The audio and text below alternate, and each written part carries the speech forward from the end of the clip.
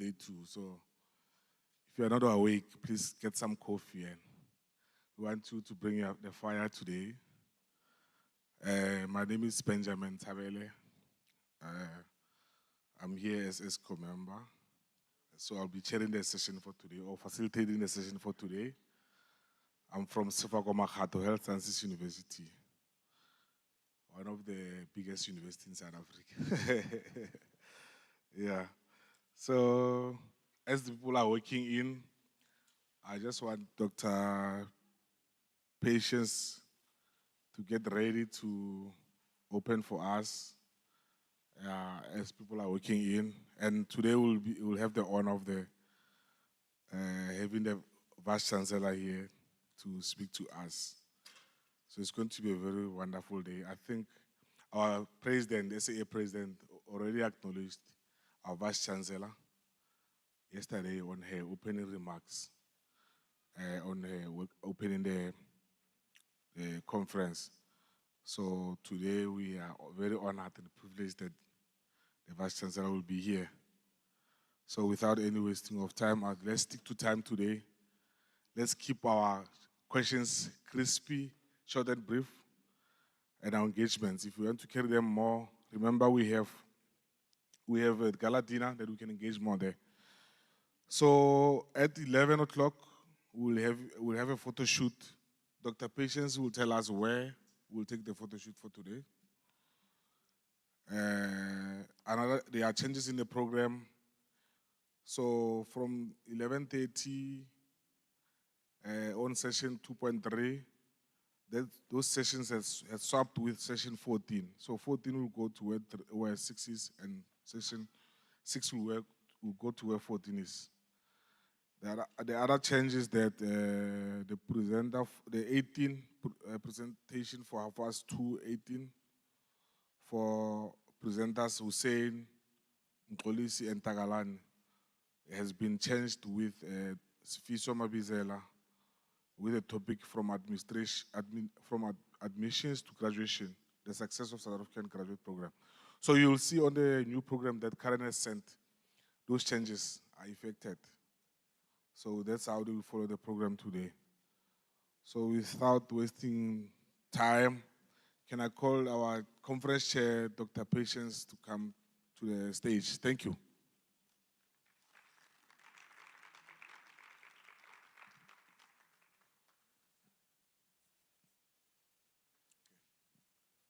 We are still observing protocol. The VC is here.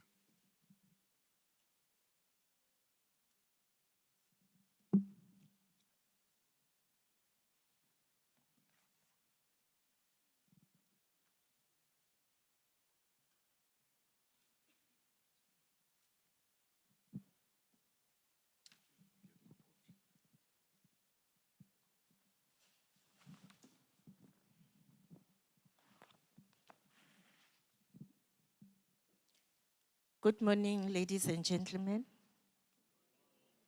Ndimacheron. Batubovuan. Jabot. This is day 3 being together, including the pre-conference. But on our program is day 2. Ladies and gentlemen, let's continue with our conference. But before I speak, at the University of Venda, we observe protocols. I'm acknowledging the presence of the Vice Chancellor and Principal, Dr. Bernard Ntamberini. I'm also acknowledging the spokesperson of the university, Dr. Takarani Victor Zaga. I also acknowledge the Chief Office, Mrs. Mavis Majia. Your presence is welcomed. These are our executive leadership at the University of Venda. Our journey has started since Monday with our pre-conference workshops according to the theme Towards Excellence. I hope our delegates, you will remember our theme that talks about funding pathways, student outcomes. So therefore, I welcome you on day 2. I welcome those who joined us today. And I also welcome our keynote address. I want to reflect on the past days. Yesterday, we had a series of discussions from futures literacy, a concept that Prof. Real Miller spoke of, the ability to imagine, understand, and use the future. It's not about predicting what will happen, but to make a better sense of the present and to expand our capacity for choice and creativity. Dr. Emily Mabute, the acting DVC for Digital Transformation, Tshwane. Good morning. Thank you so much, Dr. Matiwandile. To the Investor Vendor Vice Chancellor and Principal, Professor Bernard Ntamberini, the 32nd Conference Chairperson, Dr. Patience Matiwandile, and your entire local organizing team, Southern African Association of Institutional Research, Chairperson, Ms. Elizabeth Boy, Chairperson of this plenary session, Benjamin Nchabele, our keynote speaker, Dr. Eric Achikson, Vice President for Strategic Research at Arkansas State University System from the United States, conference sponsors, distinguished guests, esteemed colleagues, and valued delegates, a very good morning. On behalf of the University of Venda, it is my distinct honor and privilege to welcome you to the 32nd Southern African Association for Institutional Research Conference. As the University of Venda, we are deeply proud to host this landmark gathering for the first time in our institution's history, a moment that not only marks a milestone for UNIVEN, but also for broader higher education community across Southern Africa. This year's theme, Towards Excellence, Enhancing Funding, Pathways and Student Outcomes through Human-Centric, AI-Impactful Research and Operational Intelligence, resonates strongly with our institutional mission to drive innovation, inclusivity, and transformation in higher education. It is a call to action, one that challenges us to rethink how we use data, collaboration to shape the future of our respective institutions. As a university rooted in rural development, the Investor Venda is committed to community engagement and cultural preservation. In this spirit, we have partnered with our local communities, including the Chakuma Royal Council, to showcase the richness of Venda heritage throughout the conference, from traditional dances and attire to indigenous fruit exhibition and intergenerational wellness initiatives. We believe that academic excellence must walk hand in hand with cultural relevance and social impact. So to our international and regional guests, we extend a warm Limpopo welcome. May your time here be filled with meaningful dialogue, new partnerships, and lasting memories. To our local colleagues and students, thank you for your dedication and enthusiasm in making this conference a success. Let us use this week to learn, to lead, and to inspire. Welcome to the Investor of Venda. Welcome to Southern African Institutional Association for Institutional Research Conference 2025. Program facilitator. Thank you so much, and let me take this opportunity to introduce the Vice Chancellor and Principal of the University of Venda. Professor Bernard Ntambeleni is known for his visionary leadership and commitment to stakeholder engagement. Professor Bernard Ntambeleni is the Vice Chancellor and Principal of the University of Venda, which is situated here in Limpopo, province of the Republic of South Africa. Professor Bernard Ntambeleni is an accomplished and successful executive manager with more than 25 years' experience in the national system of innovation landscape of South Africa, providing oversight and operational leadership relating to research management and administration, teaching and learning, managing and leading research capacity programs, and managing the National Research Foundation's granting instrument, managing international research and development initiatives. Professor Ntambeleni possesses a wealth of experience and breadth knowledge and pertinent experience in the higher education sector. Professor Ntambeleni previously occupied a senior management position at the National Research Foundation of South Africa as a director of International Research Program in charge of management of science and technology bilateral agreements, multilateral agreements signed by the South African government with other foreign governments, and interagency bilateral agreements signed by the National Research Foundation, International Science Council grants, and Executive Director in charge of the Grants Management and System Administration Directorate, where, amongst other, he was responsible for management and administration of the National Research Foundation's granting systems. The NRF online submission system signed by the National Research Grants Management System and pre- and post-grant management processes. He worked closely and in partnership with all public higher education institutions, science councils, international funding bodies, national research facilities, and government departments such as the Department of Science and Technology, the Department of Higher Education and Training, the Department of Trade and Industry, and the Department of Environmental Affairs. He was also a member of the National Research Foundation Executive Evaluation Committee for Rating of Researchers.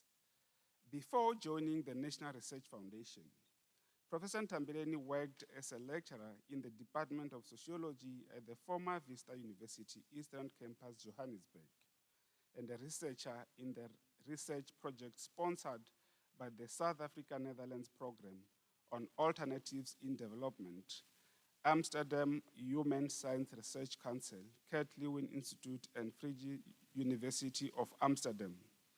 Professor Ntambeleni obtained a bachelor and honors degree at the then University of Durban-Westville in KwaZulu-Natal. He enrolled and completed master's degree at the then Rand Afrikaans University in Johannesburg. He obtained his PhD from the University of Johannesburg and a merit award for obtaining doctoral degree summa cum laude. Professor Ntambeleni served as member of the project team on research infrastructure of the National Advisory Council on Innovation in 2012. He has been a member of the University of Venda Council since 2014, a member of the board of National Institute for Humanities and Social Sciences since 2014, a member of the advisory board of the Innoventon Downstream Chemicals Technology Station since 2016, a member of the Southern African Research and Information Management Association, and serving on the Project Advisory Committee tasked to develop a professional competency framework for research managers and professionalization of research management in Southern Africa, a member of the Institute of Directors in Southern Africa since 2014, a member of the South African Sociological Association since 2008, and the International Sociological Association since 2007. He is the chairperson of the university's South Africa Research and Innovation Strategy Group. For those who are not from South Africa, Universities South Africa is an umbrella body representative of the 26 public universities in South Africa. Apart from being a member and chairperson of the Research and Innovation Strategy Group, he's a member of the Executive Committee, which is the leadership group within Universities South Africa, responsible for strategic decisions and operations. Ladies and gentlemen, it is now my great pleasure to present to you the University of Venda Vice Chancellor and Principal, Professor Bernard Ntambeleni.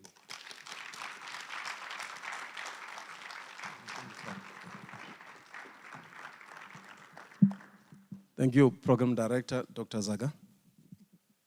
Let me acknowledge the presence of the President of the Southern African Association for Institutional Research, Ms. Elizabeth Boy, the Executive Committee of the Southern African Association for Institutional Research, and also the Vice President for Strategic Research from Arkansas State University in the US, Dr. Eric Atchison, the former head of the Foresight and the Future Literacy at UNESCO, and a senior fellow at École des Ponts Business Schools in France, Professor Riel Miller, the acting Deputy Vice Chancellor for Digital Transformation at Tshwane University of Technology, Dr. Emily Mabote, the Vice Dean for Teaching and Learning at the University of Free State,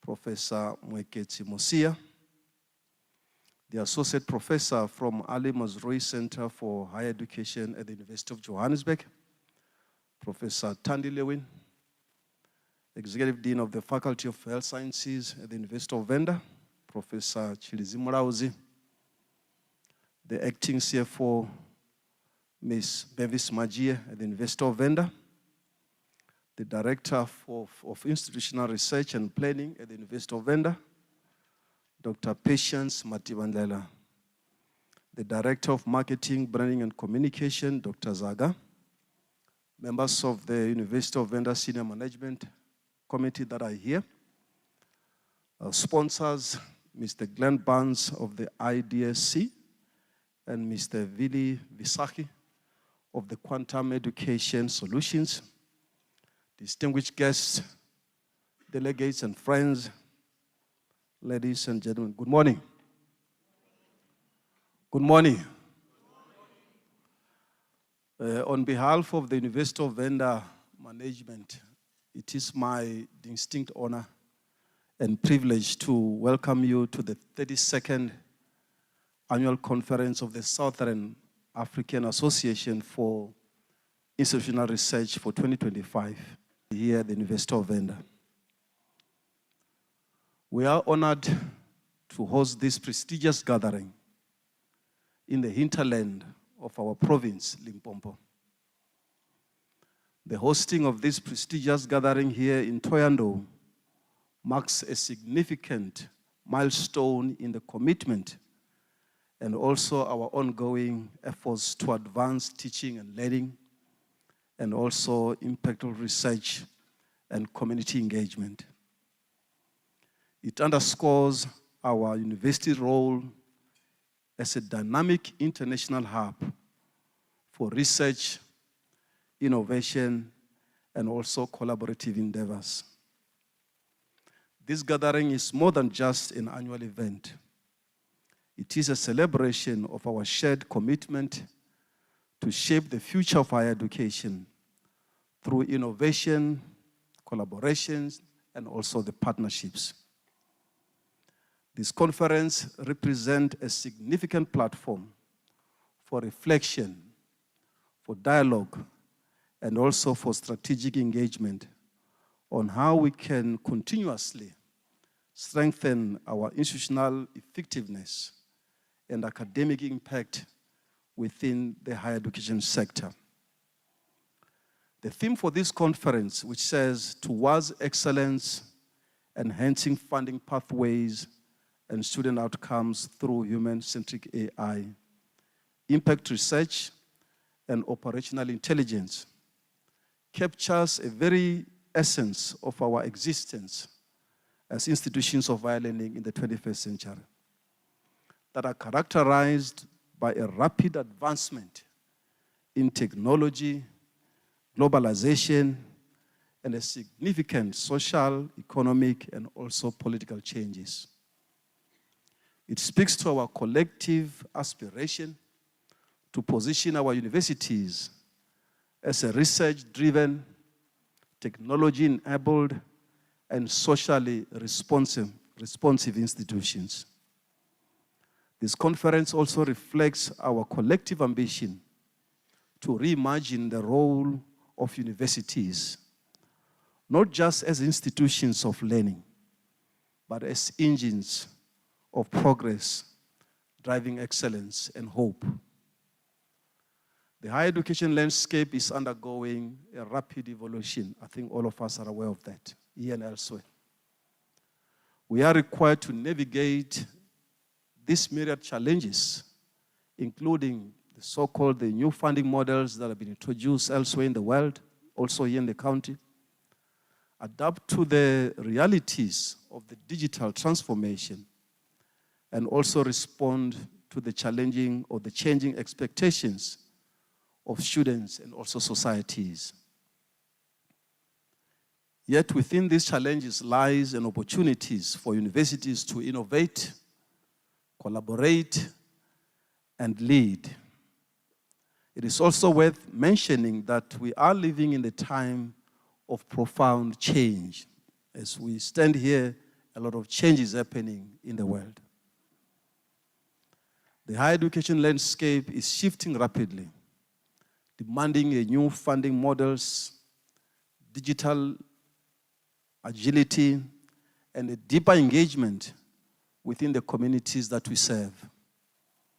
But within these challenges also lies a powerful opportunity to lead with vision, to innovate with courage, and also to act with compassion. At the core of this conference is a reminder that technology must remain human-centered. The concept of human-centric artificial intelligence underscores our responsibility to ensure that digital tools enhance rather than replace human experience. Artificial intelligence, when guided by ethical principles, has a potential to improve institutional decision-making, strengthen student success, and also enable more inclusive and effective learning environments. In our view, technology must serve university or humanity, not the other way around.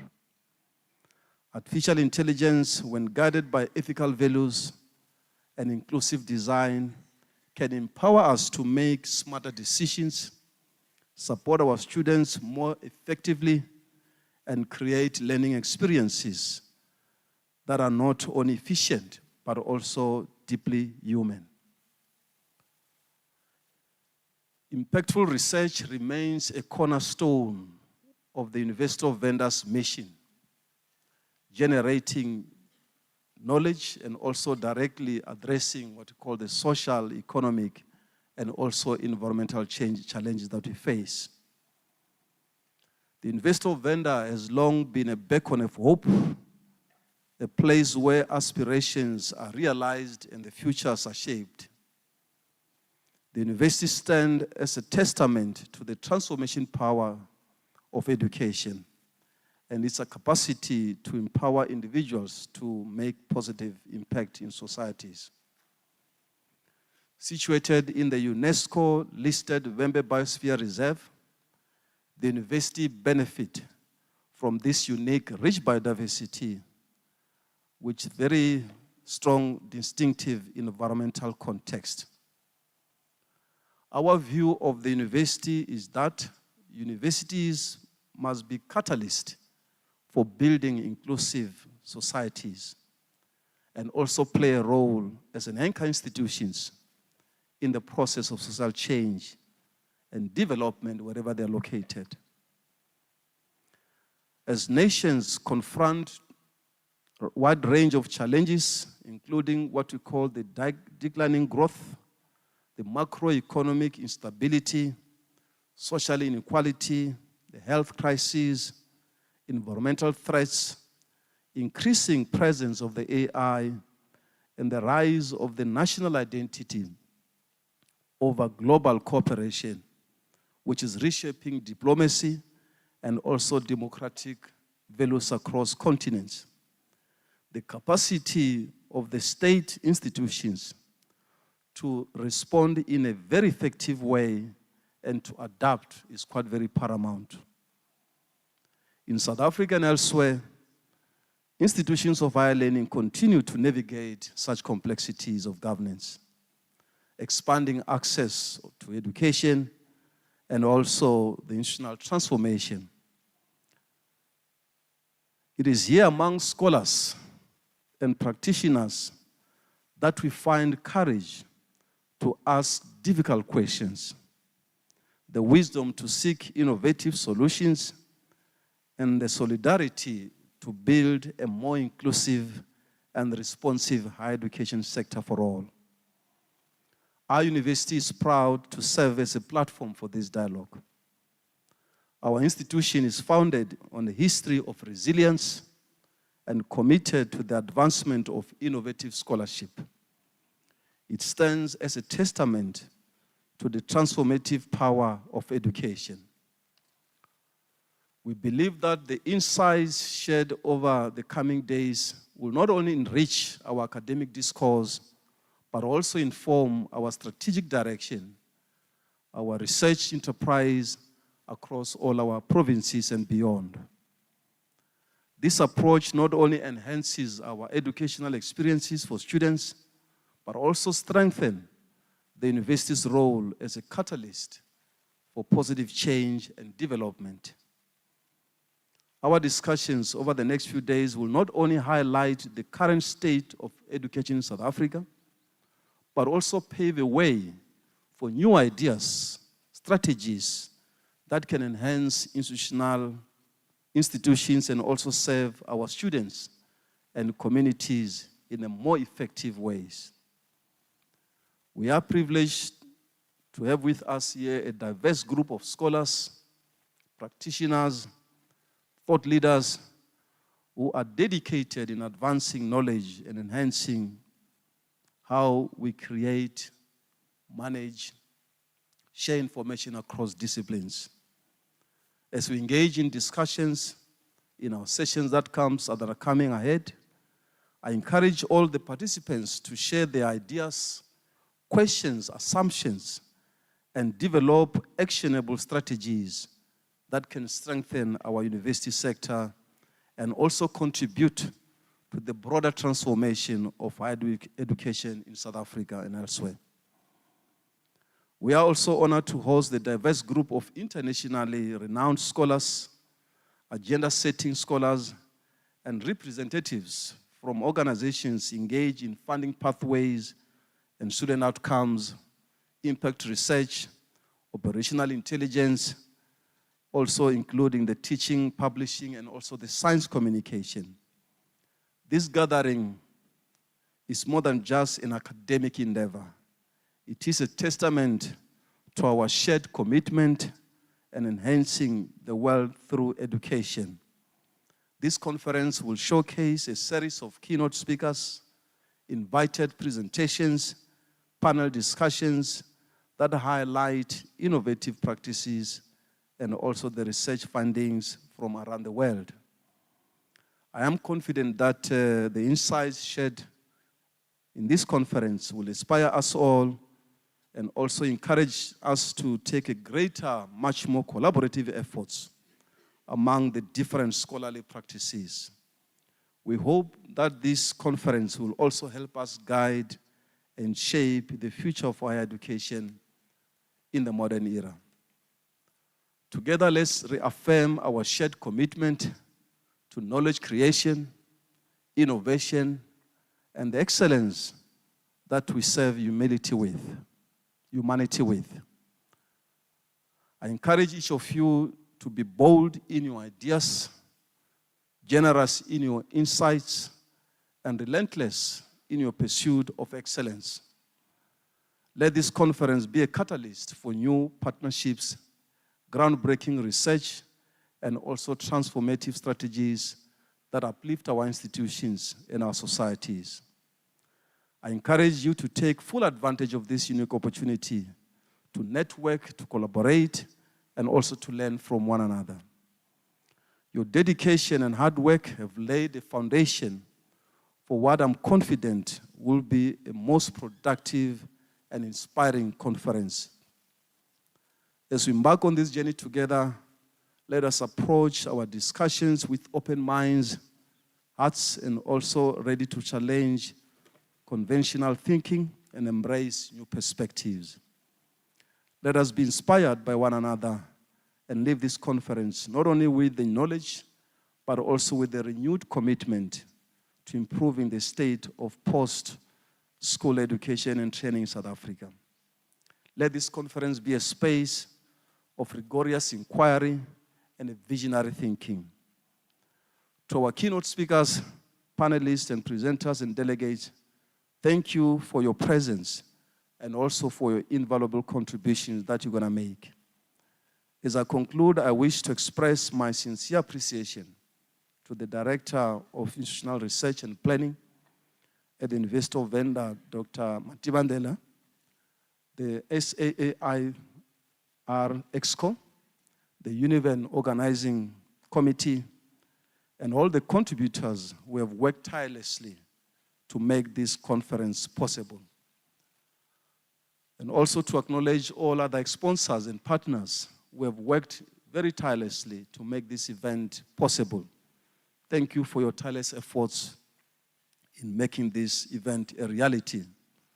Welcome to the 32nd Southern African Association for Institutional Research Conference.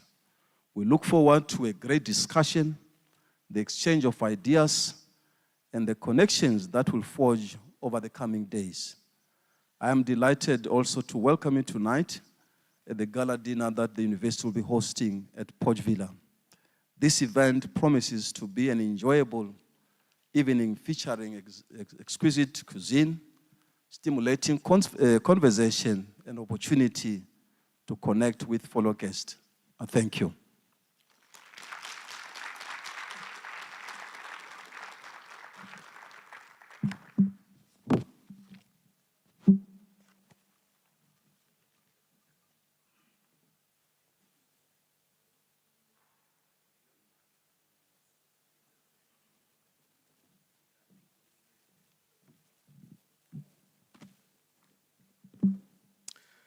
Thank you very much, VC, for the welcome. We feel at home. Thank you.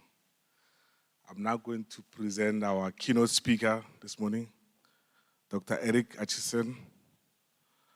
Dr. Eric serves as a Vice President of Strategic Research with the Arkansas State University System. In this role, he's responsible for managing the system-wide data functions and develops cost accounting analysis to support institutional management efforts.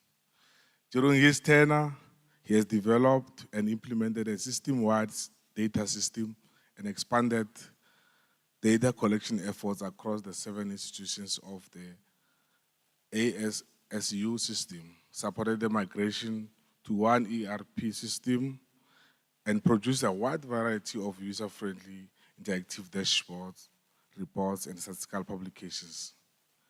He has over 17 years of experience in higher education at the institution, state, and systems levels, and also served in a variety of leadership roles within the state, regional, and national IR associations, including as a chair of the 2024-2025 AIR Nominations, Elections, and Committee, Secretary of the Board of the Southern African Association for Institutional Research, Treasurer for the Arkansas Institutional Research Organization, and President of Mississippi Association for Institutional Research. Dr. Eric has contributed to numerous efforts within the Association for the Institutional Research, including serving as an IPADS educator, a subject matter of the National Survey of IRA offices, and a mentor lecturer for the holistic approach to IR course, the foundations of IR workshop series, and the Data Literacy Institute's programs. In addition, he co-curated and distributes the weekly newsletter, the e-note for IR and IE, which is distributed weekly to more than 2,300 subscribers. Ladies and gentlemen, let's welcome Dr. Eric Actisen. Thank you.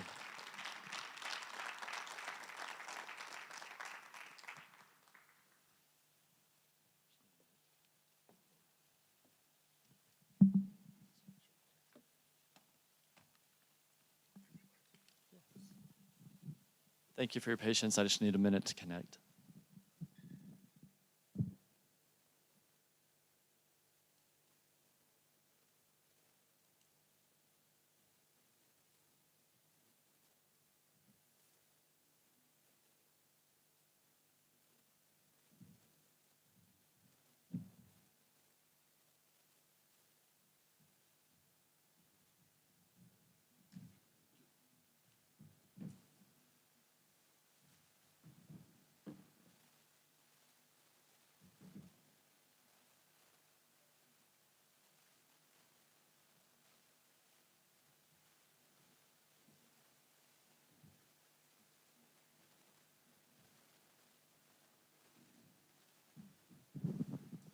All right. Good morning, everybody. If it's okay with you, I'll come down this far. Is that okay? Fantastic. First, I would like to honorably thank Madam President, Madam Chair, distinguished guests, Vice Chancellor Timbalini, as well as all the delegates of the Southern African Association for Institutional Research for your warm welcome.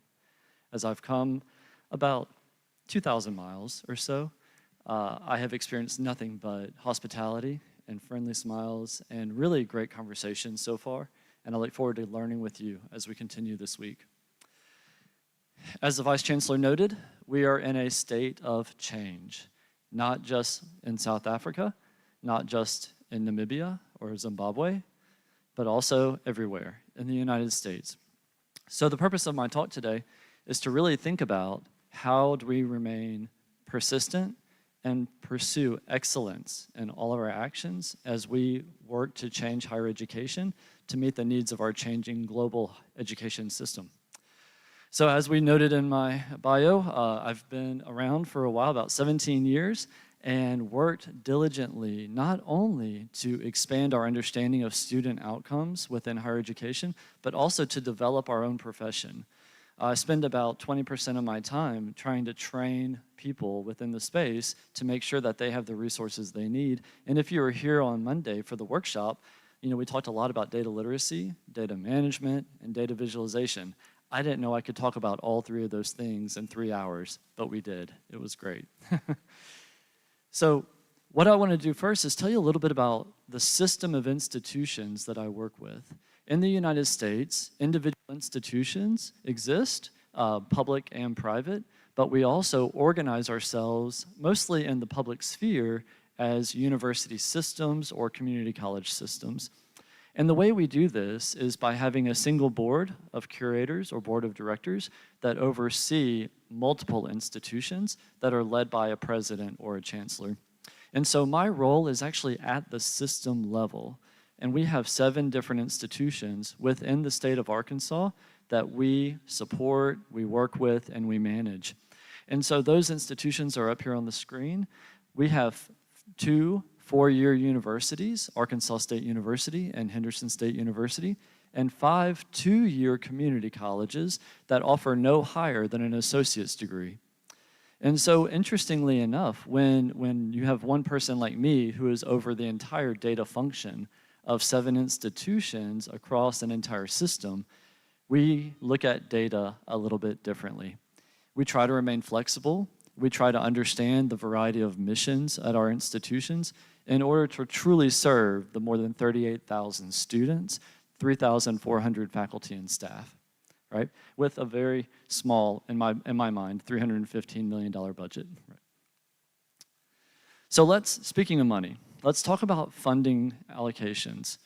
In the United States, we have roughly about you know, give or take, you know, I would say 40% of our tuition and fees and grants, as well as scholarships and aid of our operations, about 40% of that is coming from sources that are dedicated and flexible, like tuition, state, federal grants, and those sorts of things. The rest of it is coming from other sources like auxiliary, housing, food services, and other types of income. And then we have state appropriations. State appropriations are at the state level, and the political winds of any state can fluctuate and essentially shift the level of funding that we might get from the state. So over the past 20 years, I've put up here on the screen, interestingly enough, I've adjusted for inflation to make it more true to form. We really haven't seen great gains in terms of our tuition and fees and state appropriations. Our state appropriations have actually gone down on a per student basis by 18%, because again, this is all adjusted based on the number of students we serve. And our tuition and fees in relation to this has actually gone up 48%. This is a narrative that we're seeing across the United States because state support is not able to keep up with the increasing demand of higher education. This is what often drives tuition and fee increases at institutions, along with inflationary measures, the cost of employment, cost of facilities, those sorts of things. So we try to remain affordable. We are a public institution. We try to be accessible to the public, but yet we're constantly trying to manage the forces that create tension in terms of what state funding we get, what tuition and fee revenue we can generate. So our state funding model is actually something that is providing the state appropriations. So I'd like to explain that to you a little bit, just so you can understand the dynamics within our system and our state. At our state level, we about 80% of the funding that comes from our state appropriation is based on getting students through to completion through progression, graduation, transfer success, and even those gateway courses. We call them gateway courses, like college algebra, English, you know, those sorts of comprehensive type of classes. It's broken down, that 80% is broken down by about a third, just as the number of students who complete. So even though the model isn't necessarily explicitly based on enrollment, if you're not enrolling students, you can't graduate them, right? So we work to get our students through to completion, as well as balance affordability for all of our students. And so the state productivity model also looks at time to degree.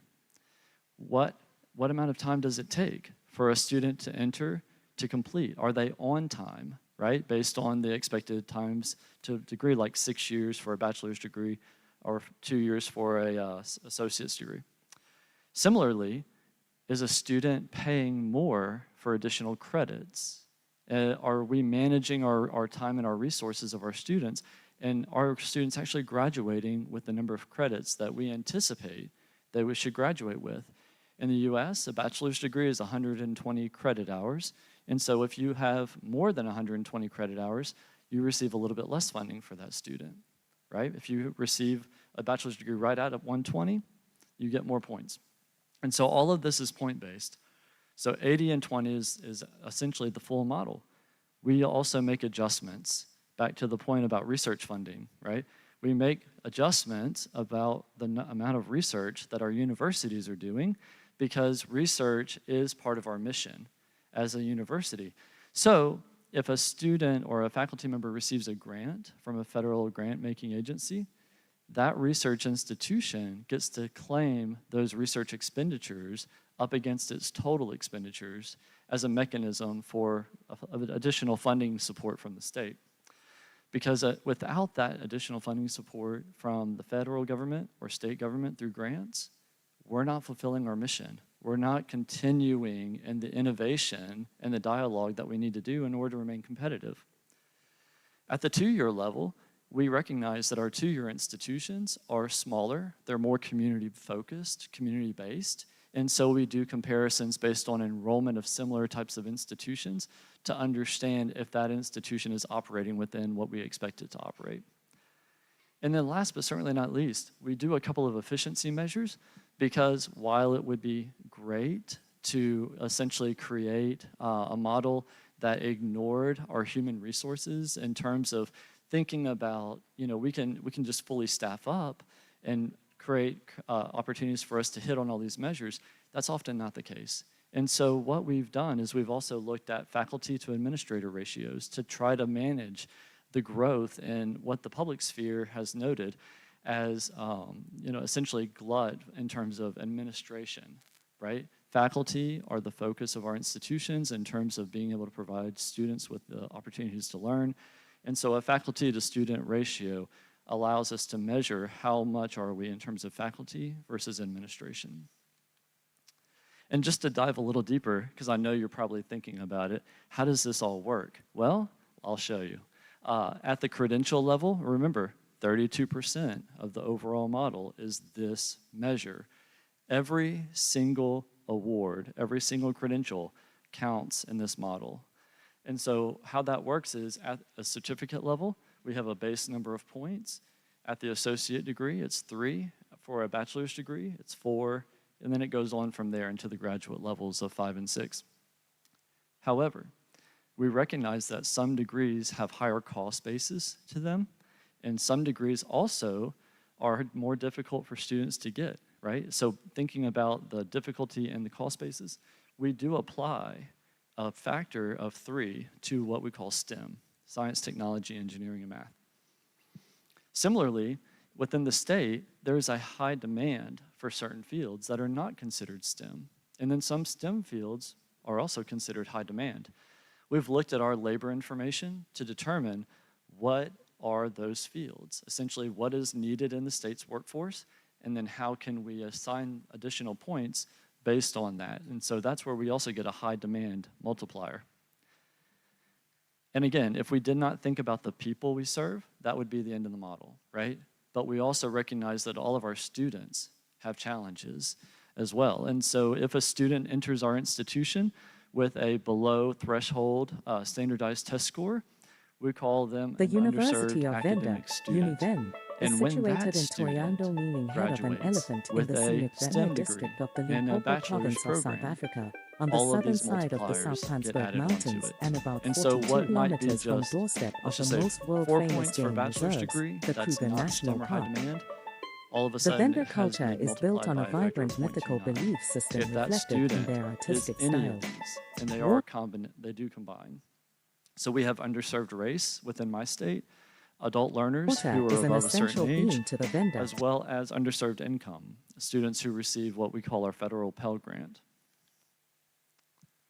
The core expense ratio that I mentioned earlier, again, looks at what we calculate as our expense areas, operating expenses of instruction, research, public service, student services, and academic support. We divide all of those by per FTE by our institutional support areas.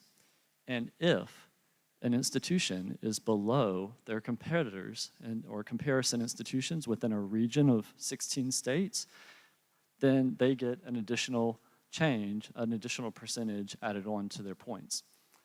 So all that to say, we have a very thorough method for how to calculate state appropriations within our systems. Also, faculty to administrative salaries, I mentioned this before, it's just instructional salaries divided by institutional support salaries. This allows us to continuously just manage the balance between how we operate and how we produce graduates. The one thing about this model that is a little bit frustrating, though, is that in order to have all these data, we don't want to just make decisions based on 1 year of data, right? 1 year of data could be a misnomer. What if we base this information, these outcomes, on the 2020 COVID year? That would have been probably disastrous because things shifted dramatically in 2020 and 2021. And so the way we've outlined it now is we actually provide multiple years of data to myself at the system and to the state And within this funding formula, we are calculating 3-year averages for both sides. And so institutions are not competing with each other in this funding marketplace. They're actually competing against themselves based on a different time period to show growth, to show progression. And so this year, which is year 9, we just finalized our funding model. We looked at data from 2021, 2022, and 2023 combined up against data from 2022, And there are many 2023, sacred sites and within their 2024. region where the Essentially, vendor conjure we up their dropped the ancestral spirits. the oldest year, and we From add on the 800 newest year. AD, the Mapungubwe kingdom However, emerged, because stretching it from the takes South time to Pansberg get all in the the data south, included across the and Limpopo River to summarized the and Matapo in revised, the north. that information During the is apartheid run period, in the a year homeland after was the set data is aside for the collected, vendor people. but it has to be further reviewed by the legislature, and we actually The don't see capital the city results was of the called funding for Toyando that, in and honor that of the run, great that vendor model run, chief of the same name. until 2 It years became later. independent in And that's just the way that our 1979. state government works. Today, We the operate on a area is legislative once session, again part followed of by a South fiscal Africa, session every other located year. in the Limpopo province.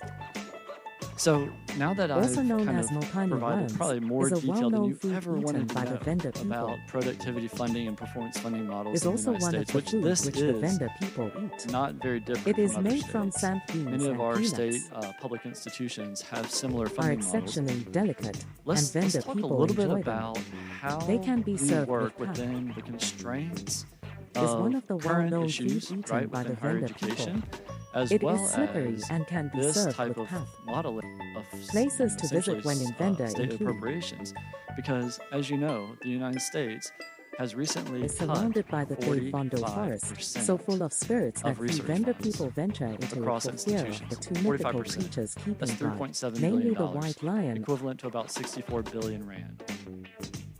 So, research funding, remember I told you Water about from the earlier, Mutale it's in the River, model. the same river to feed the sacred It's site being of Lake Vandasi, extinguished, falls into right? the Chechingo potholes Also, and disappears we for have some distance restrictions before on reappearing and how continuing student its loans course. are made available to our students. Zata ruins. Many of our The students can't Zata afford ruins to are go an to college archaeological by site their in own Janani pockets, in the right? They have Mikado to get money from municipality, somewhere else. Veme district In in the doing north so, of South Africa. the government's Scholars now who have proposing studied the essentially a various legends loan and traditions earnings test, associated where with the students who ruins receive find it loans, clear if they don't that there are make many above a certain contradictions. threshold when they graduate, that institution, after so many years, Meaning water might from the actually mountain be in restricted Venda from is located providing next to a access to mountain federal stream student in a loans. hidden valley of the South Pansberg Providing mountain access and to student offers loans a wide range means of providing activities access to and students. amenities perfect for Again, everyone, think about how from that the plays into our adventure model. lover to the Fewer leisure students, enthusiast. fewer graduates, fewer everything. And that's right? it.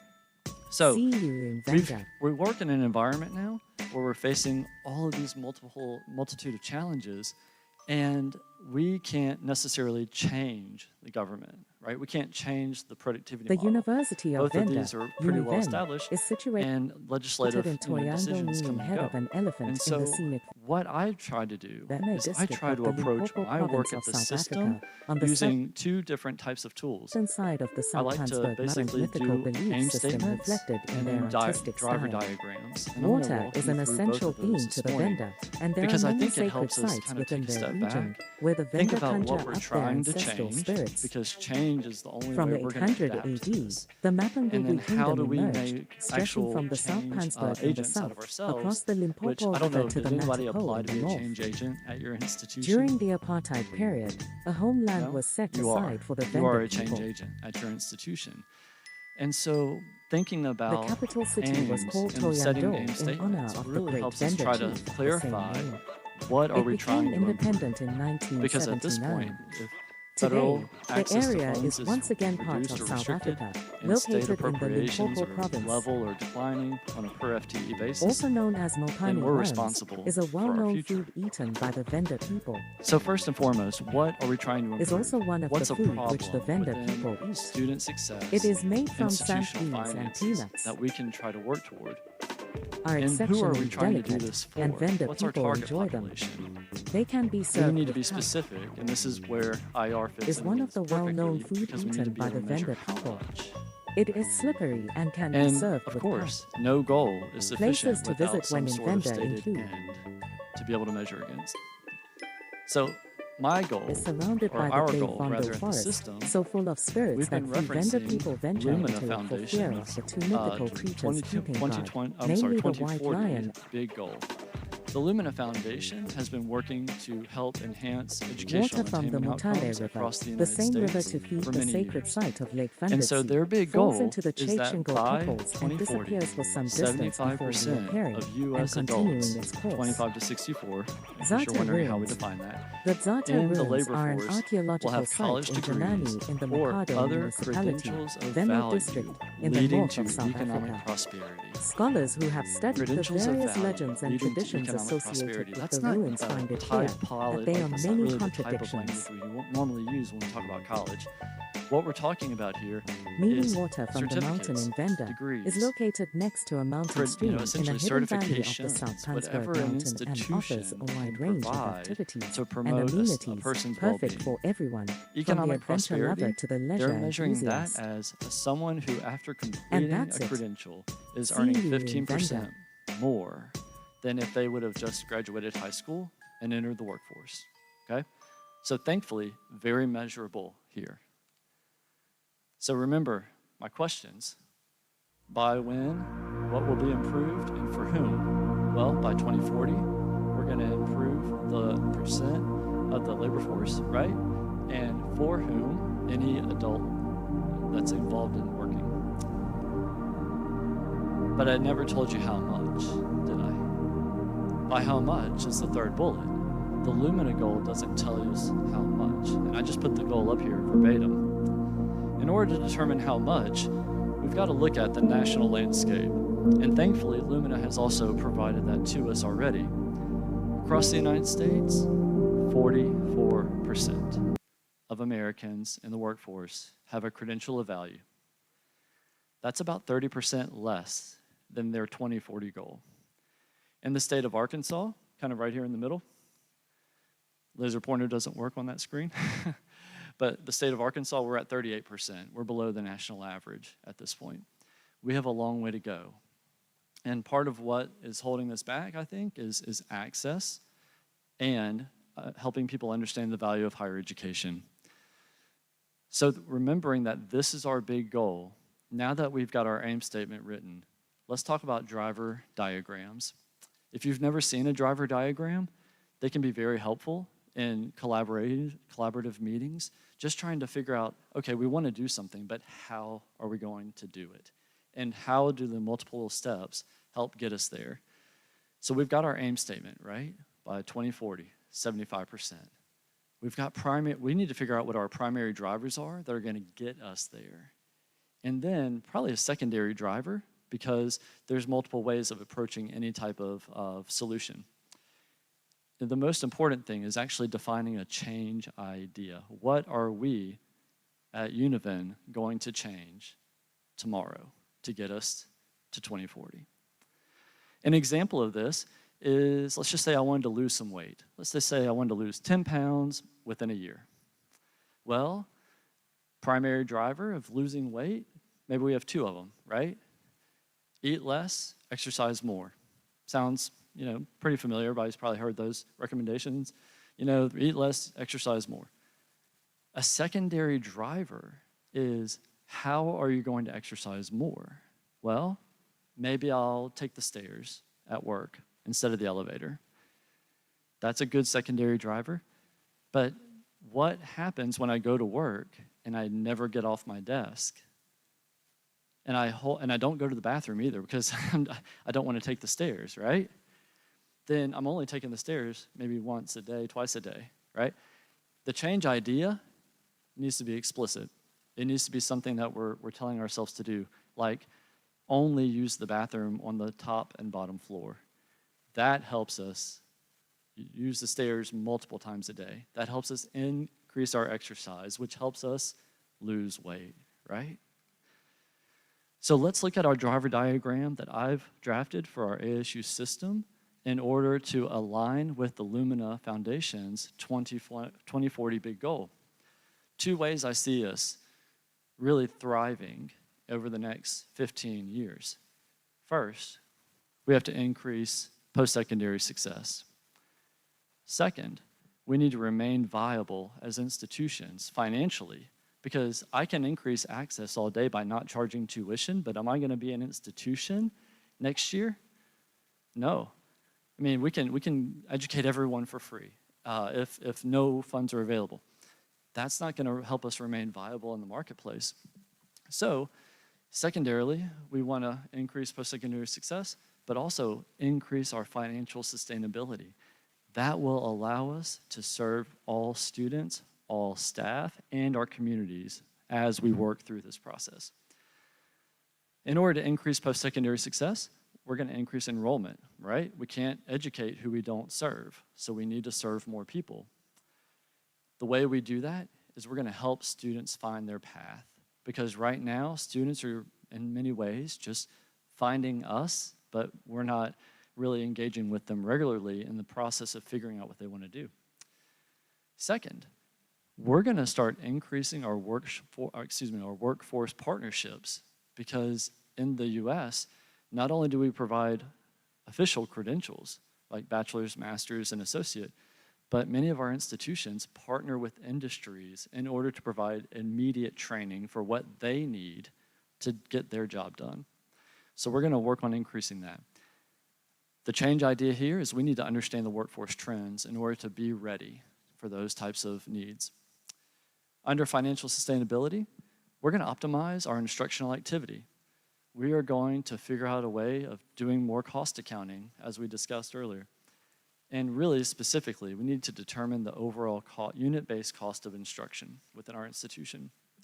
And finally, we're going to identify some operational efficiencies. Those who came to the workshop on Monday, do you remember the map I put down, the process map for admissions? Yeah, that is essentially what we're doing across the entire organization. We are process mapping everywhere because we are realizing how much time, resources, and people are just not being as efficient as we can possibly be, because we have created a process that doesn't work for everybody. So I'm going to dive into 3 of these.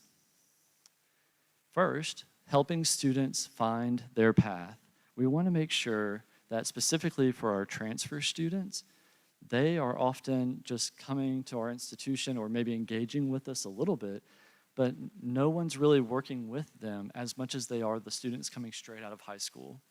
For some reason in the US, this idea that the traditional student coming straight out of high school is the one that receives the most attention. It's not like that anymore. We're trying to serve all students and meet them where they are. And so one of the things that we did, also through an operational efficiency exercise, was we realized we are not measuring when students are coming in and when they're admitted and when they register.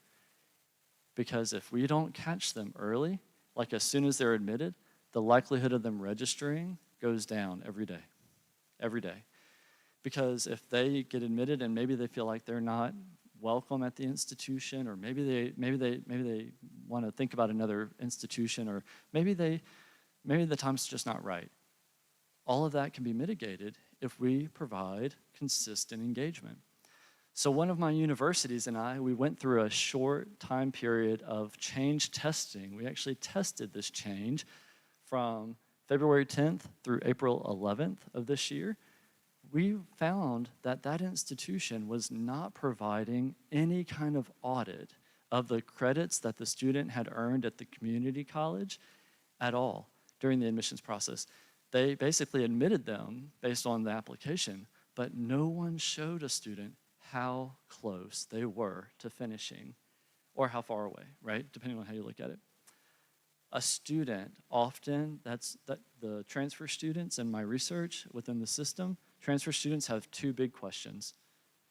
How long will it take for me to graduate? And what type of financial aid is there available, right? We're figuring out both of these answers within our change practices.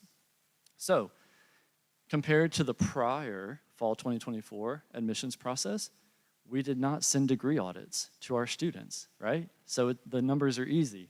42 students were admitted with official transcripts. None got audited. 2 were registered by April 11th, okay? Fall 25, during this test of change, 41 students very similar number were actually admitted with transcripts that could be audited. All 41 were audited. How many were registered by April 11th? 23. More than half. We changed things. And in fact, we're changing the culture of the institution by finding operational inefficiencies like this and actually making those different, helping students feel like we are engaging with them through this process, because the battle of higher education is not necessarily educating, it's providing access first, right? A second focus, a second change idea, remember about workforce development. We need to better understand the workforce training needs of our partners. And I mean everyone from the factory that makes widgets down the street to the hospital that serves a majority of our citizens in the community. If we don't know what's happening there, we can't help support their operations, which also helps support our continued operations. So we, as a state, have actually started to collect more data on workforce. We are using programs like Lightcast, Burning Glass. These are softwares that allow us to see salary outcomes and labor demands. We're articulating those workforce needs for each region. And like I mentioned before with the productivity model, where we have a high demand program, we're also seeing high demand occupations float to the top. We're trying to find essentially what types of offerings are overlapping across our system, where there might be redundancies, and where there are definitely gaps. And where there are gaps, we're really starting to think about this bright idea where, hey, you know what? Institutions, yes, we operate in separate spaces, but we can partner. We can partner, and we can cost share, because if Arkansas State University Mountain Home doesn't offer any training for welding, for sheet metal welding, but ASU BB does, what if we could stand up a training within 3 to 5 business days in Mountain Home with the resources from ASU BB? As long as we can balance the demand for those, we can take that training most anywhere. And so we're really starting to look at our system resources to provide our employers what they need. So the data that we're starting to collect, and this is data that we've never collected before, so by its very nature, it's dirty right now, it's not clean at all, but we're working on it. We're trying to figure out what type of training is being offered, what type of training course details, like start date, end date. Is this within an official apprenticeship program? Who is our industry partner, right? That's one of the key known idea variables here. Also, are we doing this via distance? Because most workforce training is done on site, right? Usually at the factory, and we're starting to move into a model where we provide distance learning as well. Similarly, we need to understand what type of funding is available for this. Is this something that's partner funded, state funded, or Workforce Investment Opportunity, which is a federal program funded? Now, those are the first two change ideas. Under the increased financial sustainability, I mentioned really understanding the unit-based cost of instruction. Y'all, this is something that should be simple, but it's often not, because we have things like overhead. We have the cost of our buildings. We have the cost of our benefits, of insurance, right? Salaries and wages. We have maybe multiple faculty members for a specific course, and numerous other types of variables that are at play here. But what we want to do, is that a timer for me to stop talking? What we want to do is we want to track and analyze essentially where are we delivering courses and programs efficiently, where are we inefficient, and are we okay with the idea of subsidizing instruction in one area because of its high demand, high need, in order to maintain, essentially and stabilize all the other areas. So one of the key outcomes of this practice is one of our institutions has actually started creating a differential tuition pattern to where their technical and career professional programs and health-related programs are costing more for students. They're looking at the bottom dollar and saying, look, we've been running, or basically funding the nurses, the nursing program, with all of our general education courses. Whereas we know that nursing is in such high demand. I actually mentioned it to a couple of people yesterday on the tour of Univen. The only buildings we are building in the university system right now are nursing and veterinary, because those are the, nursing is constant demand, and we can't have enough classroom space for our nurses right now. And veterinary, because veterinary, there is no vet school in my state. And so we're building the first vet school, and so we're really excited about that.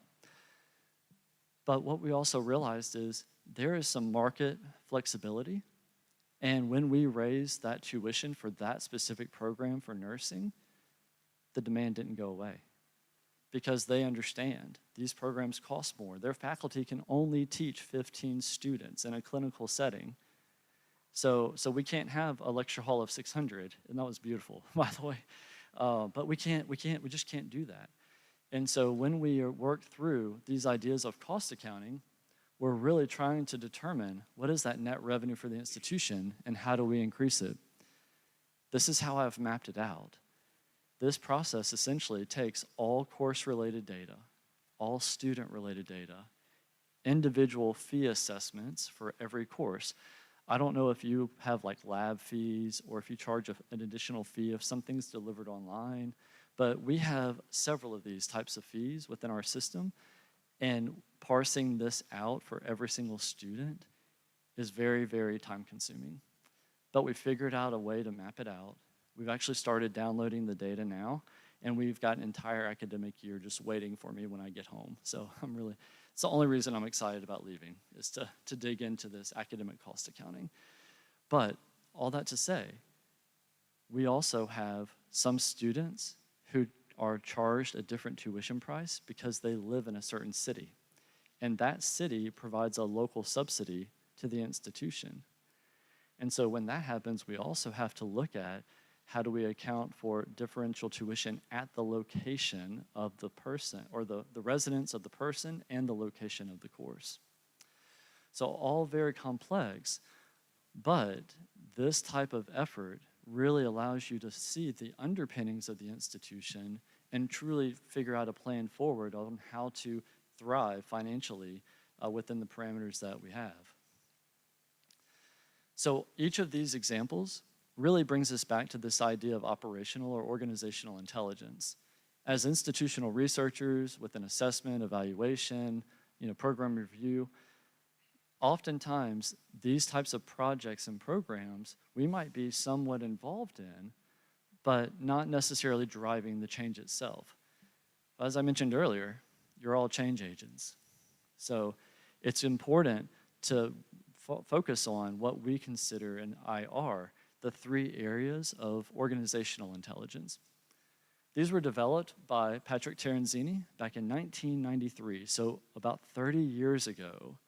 These 3 scaffolded ideas of organizational intelligence were first proposed. The first is technical analytical skills.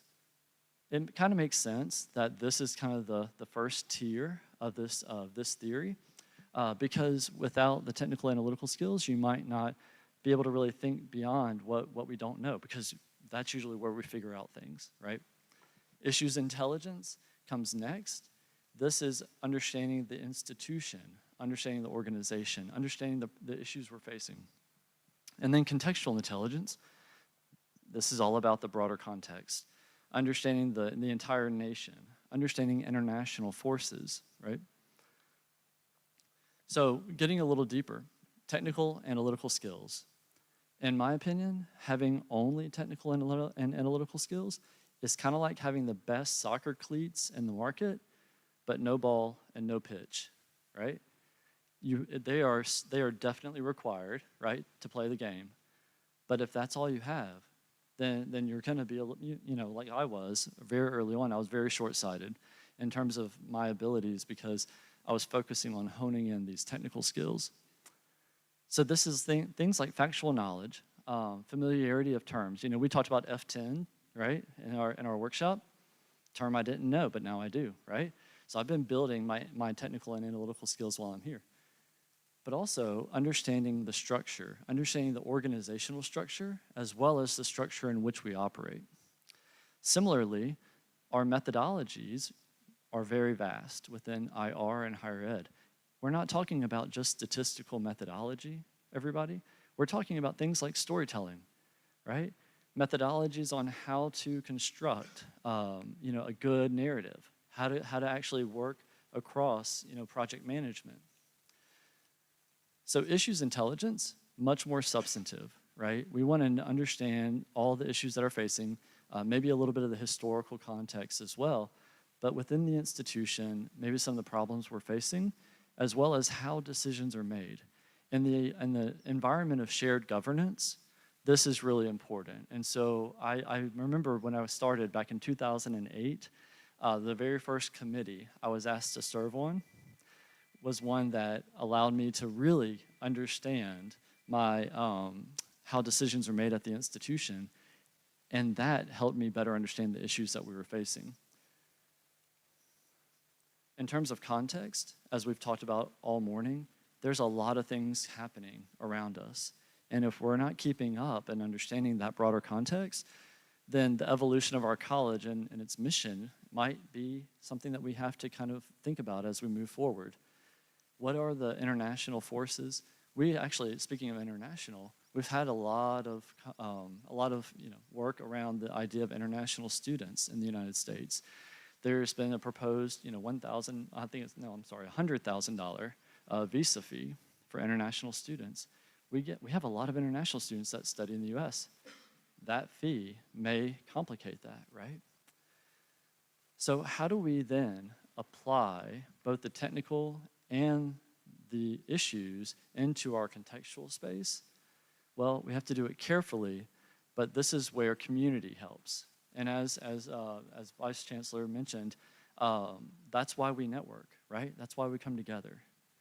One thing that I think that Patrick Terenzini may not have really thought about when they were constructing these three scaffolds of intelligences is I can sit down and read about all of this, right? I can read the newspaper. I can read, the fact book. I can read the institution's website. I can dive into this. But how do I take that and actually turn excellence and knowledge into action, right? And so these are three other concepts that I think build on to Patrick Terenzini's initial ideas, and I'm actually presenting it to you for the first time. It's just something we've been working on and something I've been working on. Technical analytical skills are a great start. However, if we don't develop expertise in this, right, over time, then we might only have surface level understanding of what we're working on. And I understand, as someone who's worked in the IR field for a long time, oftentimes we're expected to be all things to all people, right? Oh, you're the data person. I get called data guy, data dude, and data diva on a regular basis. So, but everybody that calls me those names in jest, they know that there's so much more, right, to the work that we do. However, developing expertise really helps drive our credibility, both within our organization as well as outside of our organization. So about 15 years ago, so I've been doing this for 17 years, 15 years ago, I started diving into financial data. I wanted to understand how an institution prioritized its operations through its budget setting process. I wanted to understand how we managed our land, our other resources, depreciation, all of these things. I was not an accounting major. I was a sociology major. But I wanted to learn. I thought that money would help me better understand the environment, the context of the institution, and so I just kept digging and digging and digging. Now, 15 years later, I actually wrote the curriculum for the Integrated Post-Secondary Education Data System Finance Workshop series. And not to brag, but just saying, having an institutional research mindset with an understanding of institutional finance has actually allowed me to have much more rich conversations with all people within my organization. Because if you've ever sat down to discuss a proposed budget, people might be speaking multiple languages, right, at the table. So let's think about developing expertise, not just having technical and analytical skills. With regard to issues, I find that learning your passion can help clarify the issue even more. So for example, my spouse, who's about to graduate in May, please, clap for her if you don't mind. And thanks. I will share your applause today, for sure. She will be graduating with her bachelor's degree. She started college about 2 or 3 years after I did. We're 2 years apart. She was enrolled at a local community college. She spent 2 years there. She loved every minute of it. She was in the band. She enjoyed all aspects of community college life. Then she decided, you know what? I'm ready for that university experience. She did not graduate with her associate's degree, even though she already had 2 years of college under her belt. She went to the University of Mississippi, where I also attended. We did not meet then. I wish we did. We would have been married much sooner. But she came to the University of Mississippi, and then life happened. The cost of college, the responsibilities, trying to work and go to school full time, it was a lot for her. She ended up having to stop out after 1 year, and then re-enrolled about another year later at another community college. So all in all, in about 5 years, she attended 3 institutions and had nothing to show for it. Because back then, transfer of credit was only going one way, from 2-year to the 4-year. So I met her about 6 years later. And in one of our very first dinner dates, we were talking about education. And she told me, I went to Southwest Mississippi Community College, blah, blah, blah, blah, blah. And I said, oh, have you finished your bachelor's? No, I stopped out. I did not finish. I had to go to work and pay some bills. I said, oh, okay, I understand. Well, what about an associate's degree? Because, it's along the way. No, I actually didn't do that either because I left Southwest before finishing all the degree requirements. And I said, future wife, she didn't know it at the time. I said, future spouse. I actually just helped implement a statewide reverse transfer program where 4-year institutions reverse transfer credit back to the community college where a student started and received the majority of their credits for an associate's degree so that you can today earn your associates and not have to take a single class. And I think that's what sealed the deal. I should have proposed right after that. She got her associate's degree in the mail 2 weeks later because she earned the credits. She earned those credits. She just never had anybody put all the pieces together for her. So my passion, getting back to my passion, is transfer student success. Transfer student success and access. Because those students enter already at a different level, at a different type of environment, at a different type of institution, and then they are expected to just change everything. And I'll be honest with you, today, transfer students are just as likely to enroll at a university in person as they are to enroll at a university online. That's a very different experience, isn't it? So, that's my passion. You can probably tell, right? But your passion will also drive your purpose. So even if you have 10 million work assignments going on at your institution, find your passion. It will help you continue to learn and grow. Also, it will give you maybe a little break every now and then to focus on that. And then under contextual intelligence, something that I think a lot of us might not realize is that whether we think about it or not, we have influence. We have an influence on the direction of the institution. However, we often just might feel like our explanations have to be dry narratives, right? Or maybe, as my second boss always wanted, a 3x5 index card with a summary of the results. They didn't want to hear all my details behind everything. Not that they didn't like it, they just did not have the resources or time to do it.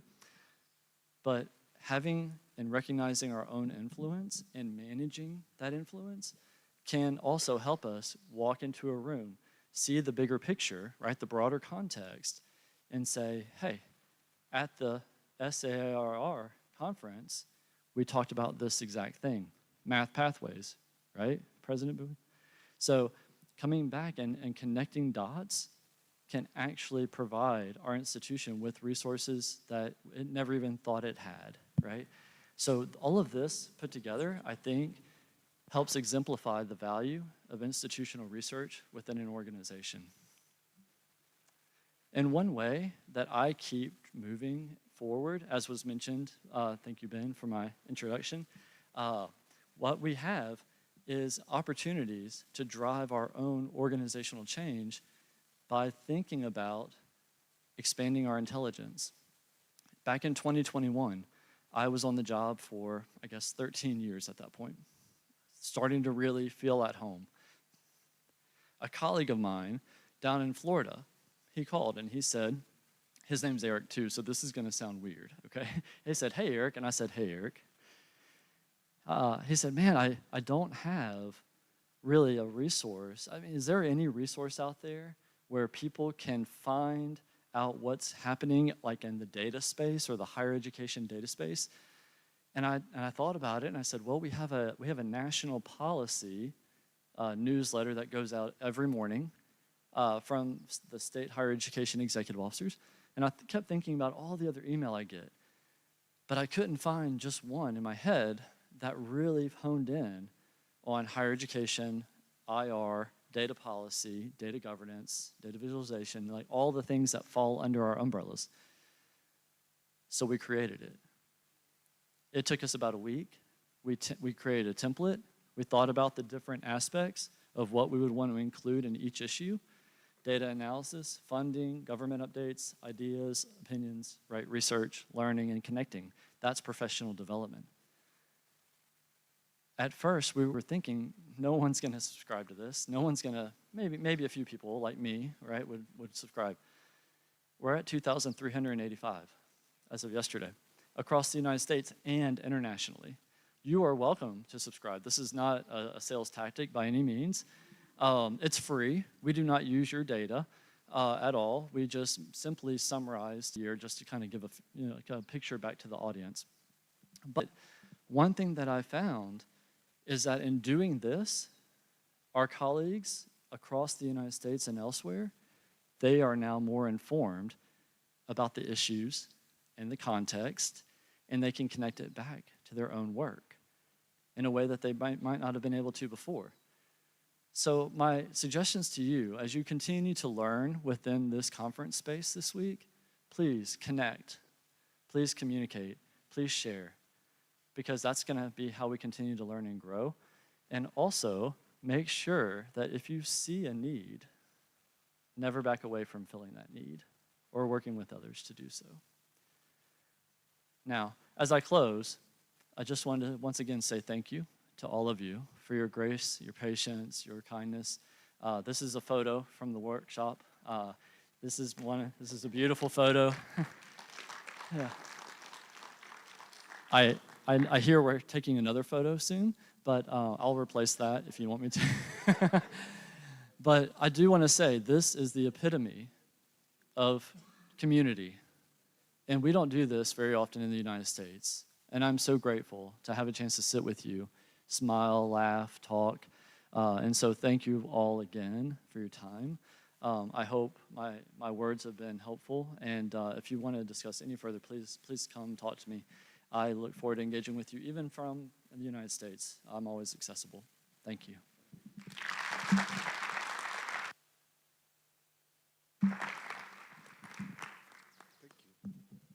You stay here for the questions and the comments.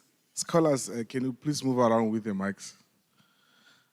They used to call me Data Whisper, so I can relate and resonate with what you said. Because of my good management skills and time management skills, we have 15 minutes for questions and comments. So if you have any comments and questions, okay. We'll take 3 now, and then you can go through over them. If there are another 3, you can take them.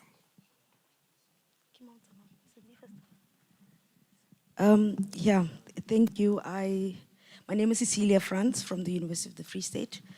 I thoroughly enjoyed, the pre-conference session that you presented on Monday, and it's interesting to have, picked up similar issues that universities in the United States are facing, to us. This was initially a question about funding at your university, where you mentioned that in terms of funding calculations, there's additional points you would give to or collect for when a student comes from a underdeserved, it's called underserved academy somewhere on your presentation. So, but then you later came back and said that you then map back where does the student come from, and then there's also funding that comes from the region where the student comes from. So that's taken care of, because at our university, the questions that we usually want to answer on that is, where does our student come from? Yeah, so similar again. So it was interesting to hear that, also the, for admission process, the admission process that you showed here, that you also attracting a much more mature entrant. This is similar in our case as well, where we do, analysis for first-time undergraduates at the University of the Free State. We're seeing that 50% of our students come from prior years, and 50% is from the previous year. So that's also kind of similar. We also wanted to address, the issue of, we see male students in terms of applications and registrations to the university declining. So it was interesting to hear that, the type of, the opportunity that would come from that, where, other universities are offering like trade type of training, and then you collaborate with such institutions so that at least you can account for, the male, the matriculant in our context. So thank you very much.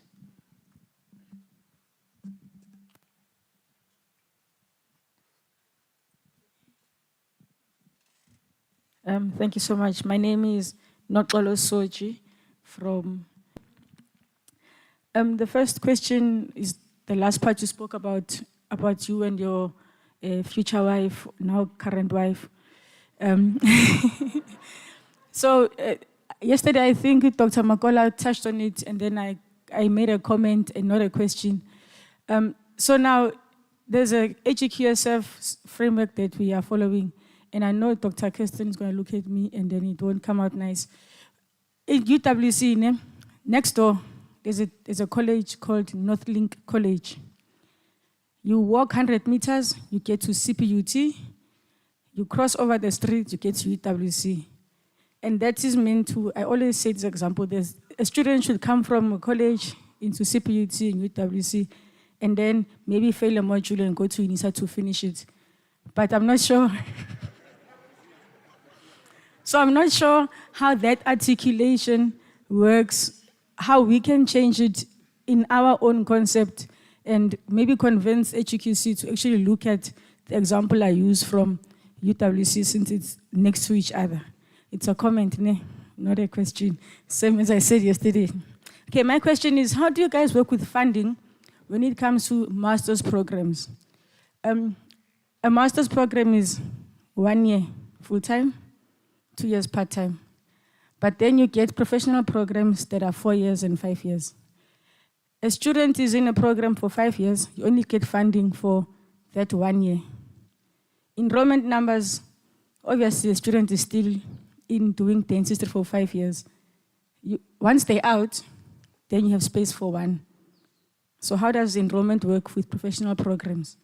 And then also funding purposes when you have those programs that are more than 2 years for masters. Thank you. I think he wants to answer.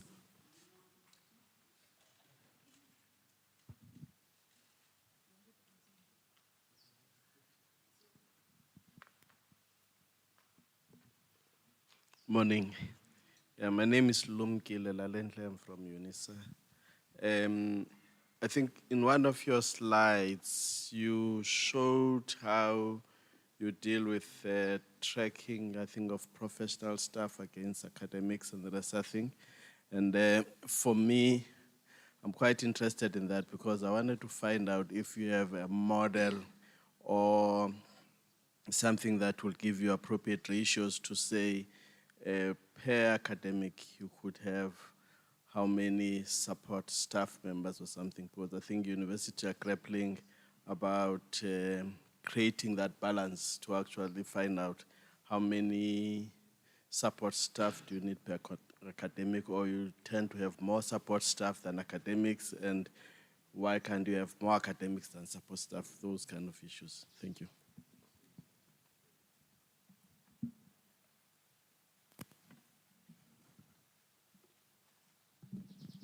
Okay, thank you all very much. Those are fantastic comments and questions. I'm going to come back to Ms. Franz from the University of Free State. Very much underserved academic and location-based. Those are two very different models. Unfortunately, they're not combined under the same funding. One is institution-specific, right, to where they are providing a subsidy at the institution level for the students from that area simply because it's a local municipality, a local city that wants to provide funding to the college. Then the state level, those students still qualify for all things at the state level, like underserved academic, underserved race, underserved age, and those sorts of things. So that's something that thankfully we have pretty strong partnerships with our local areas, our local towns and counties, to where when we develop these types of funding structures, it really helps offset the cost of instruction, but also the cost of overhead, just turning on the lights and those sorts of things. Definitely, male students are one of our biggest concerns at this point. And we have found, Amazon, right? We have Amazon. Amazon has located 2 facilities in the Little Rock area, not just one. That's 1,000 workers.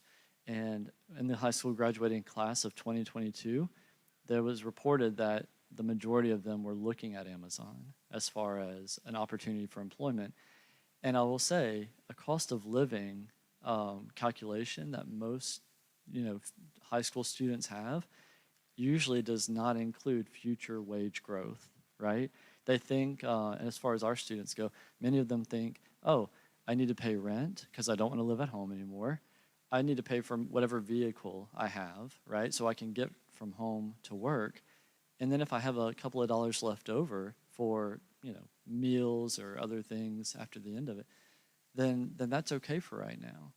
But unfortunately, our male students are thinking only that in many cases. And so we're trying to partner with the Amazons and the other local employers to help bring them into the education space without having to disrupt their initial plans of just going to work. Yeah, and that's just honestly, that's a culture, right, that we have in the United States, especially in the South, where people prioritize earnings over future potential earnings at this point. Does that make sense? Yeah, thank you very much for your comment. And then, Ms. Soji, the University of Western Cape. Articulation is one of the most difficult parts of higher education between 2 colleges. And I'm not blaming the faculty when I say this, but it really depends on the institution's program and the way in which it articulates back to the home institution. So if, let's just say we have a program in engineering, right? That articulation agreement is going to look different depending on which 4-year university is articulating it, because there's no standardized way of delivering an engineering program. Probably the most standardized academic program we have in the US is medical school, law school, and those types of professional programs like nursing. Outside of that, there is a lot of flexibility. And so finding pathways for students to get from the college across the street, by the way, we have a college across the street. We actually have 2 4-year universities that are divided by a single highway, kind of like the N1, right? And so those two universities, they're both 4 years, so there's not a lot of transfer of students between them or articulation agreements. However, there is a general agreement that if you wanted to go take a course at my university across the highway, you could do it. You'd pay your institution, and I wouldn't have any revenue from it, but it's a bilateral exchange. I could go to your institution and take a class. And this is one way that we maintain, we don't try to create competition between the two. We kind of reduce that competition level, but at the same time, really work together to help all students succeed. Does that make sense? Yeah, great. Okay. And the last but certainly not least, Mr. Leleda, you were talking about faculty and really trying to find balance between faculty positions, support staff positions. This is one of the hardest needles to thread in higher education because I actually got to sit down. There's a group coming to the University of Venda today doing HR, right? A group that does HR consulting. They sat down with me at the hotel for breakfast. We had a great conversation about how do we best optimize and manage the most important assets in all of our organizations, which is our people, right? And one thing that we've found within my work is that we can benchmark, first and foremost. Understanding the data across institutions, if that's publicly available, is always very helpful. But at the same time, the nature of the work that a person does is really what drives the need for additional resources in that capacity. And so one of the things that we look for is moving our support staff into a more professional role over time. So one of the things that we've always looked at, in fact, we have a new team member at the ASU system who's an operations specialist. We are from what I've seen and the work that she's doing, she's going to become a professional. She is a professional staff member, in my opinion, right? There's opportunities for people to move into other roles. And so having support, but also recognizing professional growth can help really create efficiencies and maybe try to manage those differences in personnel, right? And ways that actually help the institution achieve further goals, even with limited, workforce needs or challenges that they may have. Does that help? Does that make sense? Because we've really got depending on the location of the institution, I did not explain this well earlier. Maybe I should have put up a map. But of my 7 institutions, only one is in what's considered a somewhat urban area with more than 70,000 people. One is urban adjacent to the capital county of Pulaski County, but the other 5 are all very rural. And so with a rural landscape comes challenges to hiring, attracting, and retaining employees. Thank you.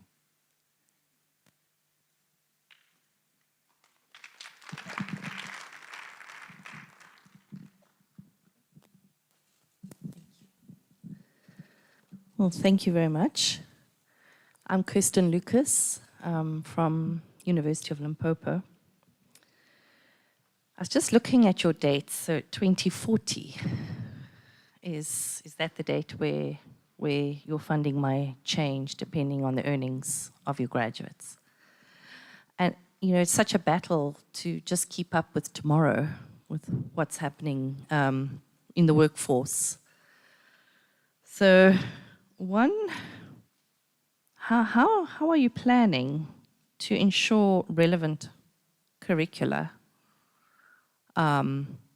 for 2040, maybe even for 2030, just to start?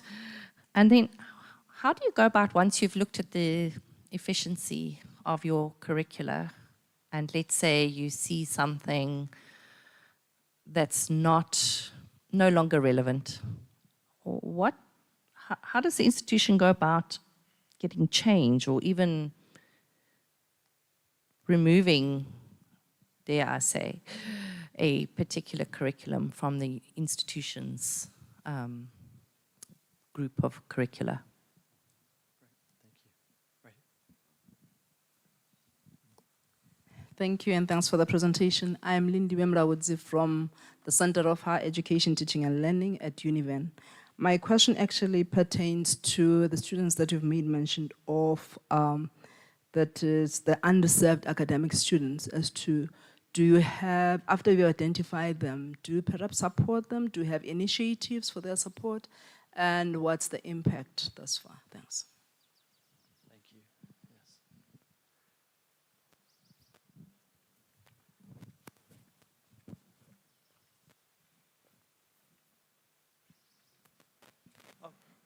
Oh, last question. Thank you. Okay. All right. Thank you, Ms. Lucas from University of Limpopo. For 2040, right, that is, in my opinion, not a magic number. That is a goal time period that's been set for us. I think that it was built upon just global changes, and where we could see our own strength in the marketplace shift even more greatly if we don't make change before then, right? At this point, artificial intelligence, first time saying that, and that's rare for that to be the first time, right, after an hour or so. But AI is changing everything that we do, and by 2040, we think we're gonna have a completely different workplace, right? So while we are planning for 2040, we're also planning for 2026 at this point too. And I wish that I had the future vision that our prior keynote speaker had. I learned a lot from his perspective. But essentially what I think what we need to be doing is really moving towards what the demands are from everywhere, not just a local focus is primary, but if we see the needs in our province or in our nation, then our universities probably need to start responding to those needs as well. Otherwise, we might see people migrate. And that's honestly a big problem in the southern part of the United States. I'm from Mississippi. It's one of the few states in the United States that it's actually losing population regularly. And so most of those people are going to larger states, more metropolitan areas. But overall, balancing what we know we need today with what we think we might need tomorrow, one of the ways that we do this is really trying to manage our academic offerings and be responsive to the needs of the employers and the needs of the students. So when I discussed the academic cost accounting model earlier, it basically is assumed that understanding those figures will create an opportunity for management to act. Whether that action is revise a program, right? Maybe even pause a program while we restructure it, right? We have mechanisms in place to do that, and we've actually done that quite a few times. We stopped admitting students into one of our business programs because we really needed to revamp it, and it just takes a little bit of time.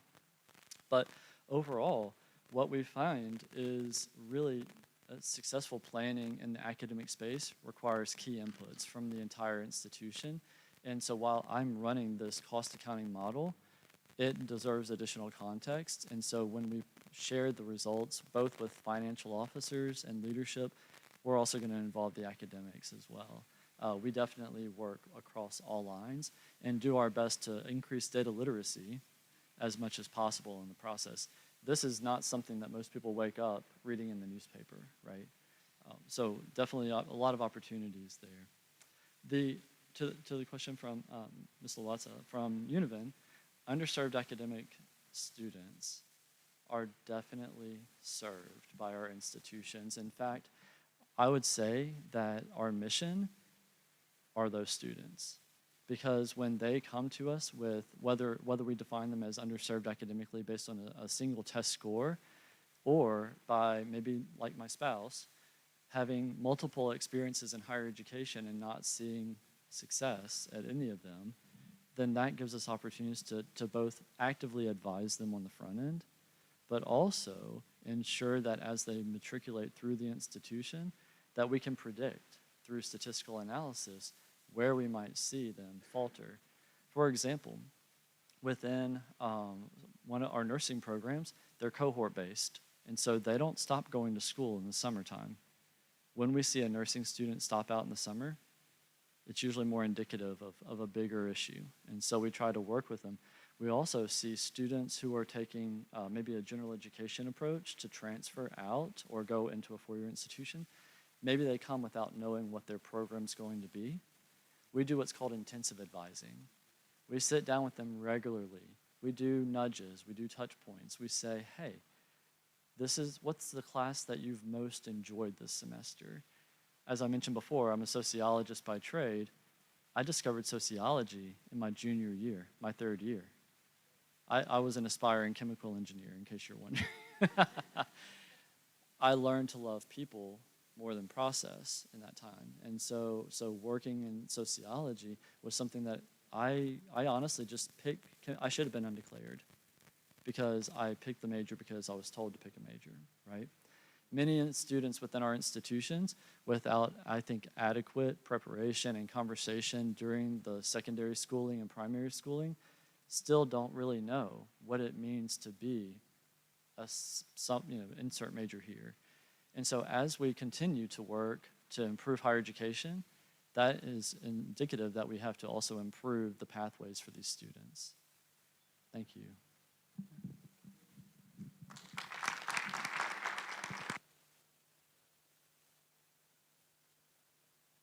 Thank you very much. When you visit the community, you don't go home empty-handed. You must tell the spouse that you got something from Univen and from SAAIR. So I have something for you here. President, please come and take a picture with.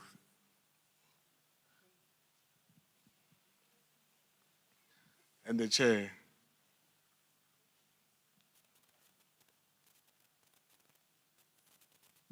So I'll say, what I got, stay connected and keep learning. I think that was one of the nuggets that I took. Thank you. Thank you very much. A round of applause for him.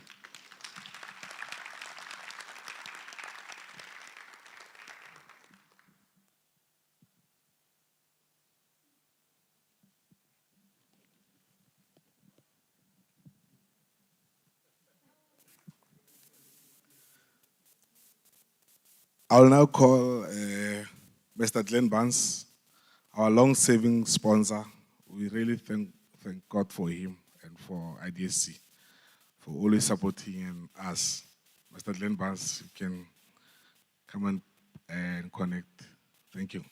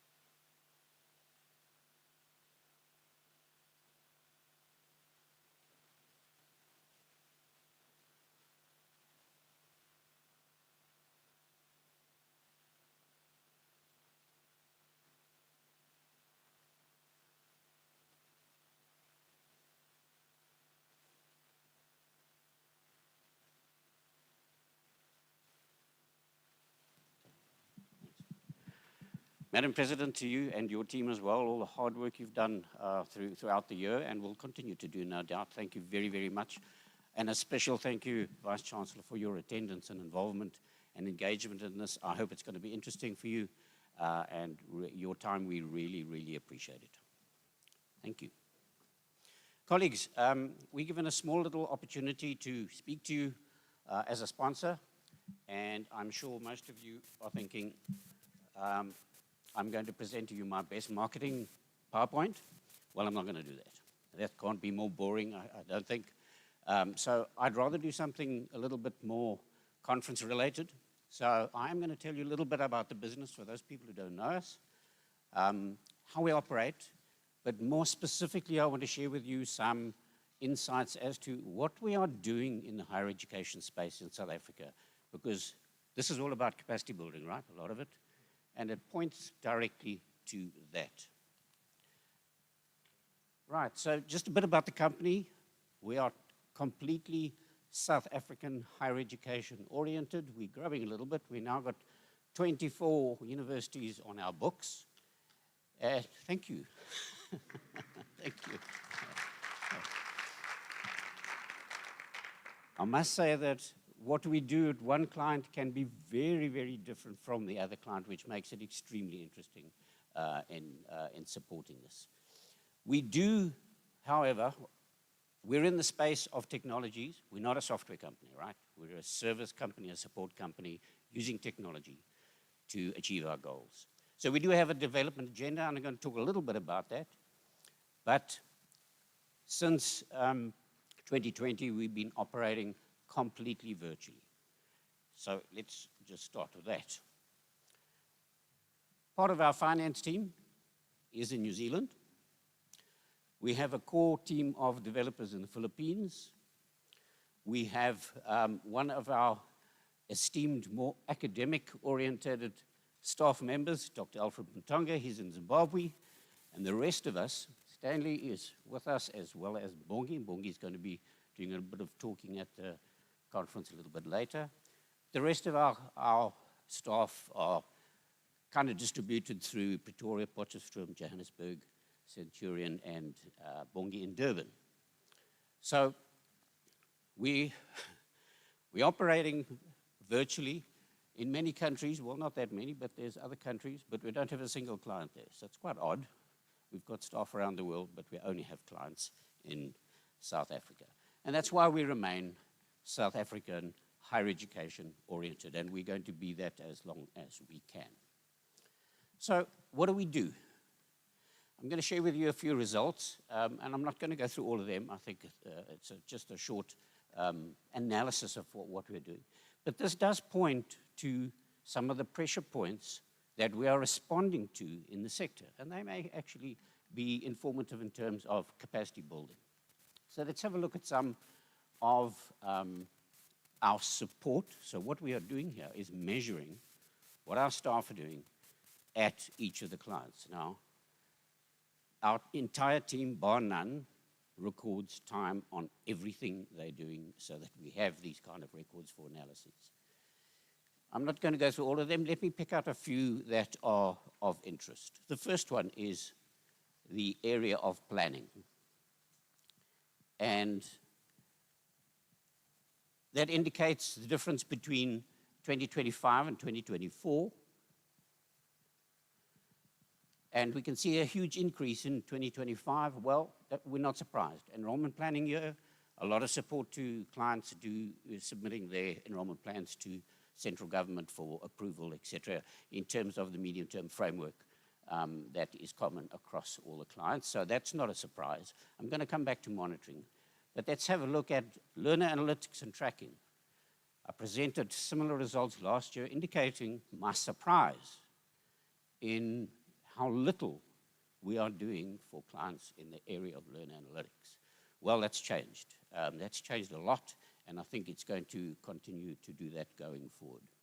Financial funding and viability, well, we will talk a little bit more about that later in our presentation, so I'm not going to go there. The area of data warehousing, you can see the enormous impact or demand on our time in that area in 2024. That, in essence, was taking on a new client. So when we take on a new client where there's no warehousing, no organizations that the architecture that we can use, we will then develop it from scratch, and that is why we have that kind of difference from 2024 to 25. Warehousing remains a large portion of what we do because it's a specialist area, and there are huge demands on that in higher education. Dashboarding and report, as you can see, the major area of demand on our time, and that's not surprising. In essence, it's all about analytics. So we do have front ends over the warehouses, over data repositories for reporting, and that makes up the major component of our time. Let me come back to monitoring. This is interesting. So what do we regard as monitoring? We have a few apps or technologies which support monitoring and evaluation, anything from an enrollment plan through to quality framework monitoring, right? And anything between, risk registers, you name it, is pretty much supported by one of our apps called the Integrated Monitoring Model. Now, this area, as you can see, first of all, it's a single app, but it's very versatile. But look at the amount of time and effort which is spent in supporting a technology, a tool. It shouldn't be that way. Surely it's an off-the-shelf thing. You buy it and you implement, and off we go. This is not an off-the-shelf tool. It is fully customized out at the clients for whatever they need to do, and hence that kind of demand. But Chairperson, I think there are a couple of notes in terms of what this means. First, we are seeing that this ability to do analytics, analysis, and even in some cases reporting, is still limiting in certain institutions. And the divide, the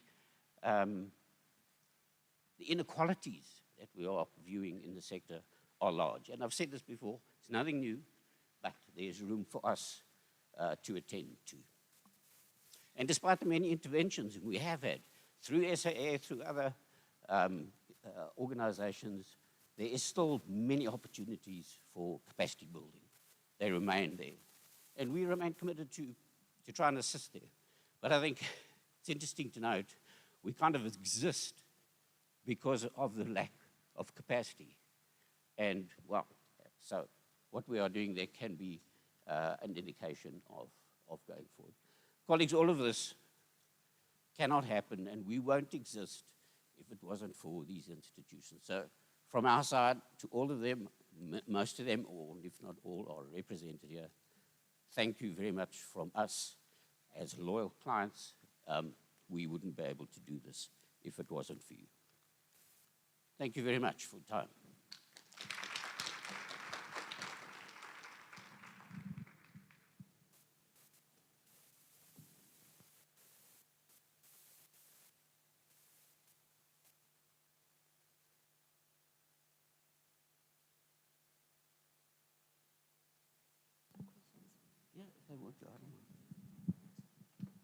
Colleagues, do we have any question for our sponsor, to Mr. Glenn Benz?